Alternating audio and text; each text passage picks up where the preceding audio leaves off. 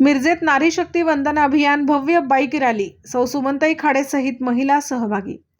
मिरज शहरात नारी शक्ती वंदन अभियान भव्य बाईक रॅली आयोजित करण्यात आली। पालकमंत्री डॉक्टर सुरेशभाऊ खाडे यांच्या ऑफिसपासून रॅलीला सुरुवात झाली।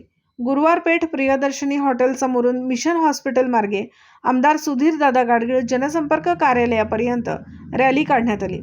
या बाईक रॅलीमध्ये सौ सुमनताई खाडे भाजपा महिला मोर्चाच्या जिल्हा उपाध्यक्षा शोभाताई तोडकर, मिरज पूर्व मंडळ अध्यक्षा अनघा कुलकर्णी, मिरज पश्चिम मंडळ अध्यक्षा अनिता हारगे यांच्यासहित सर्व पदाधिकारी कार्यकर्ते सहभागी होते।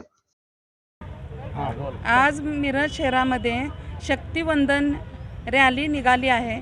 ती बाईक रॅली निघाली आहे।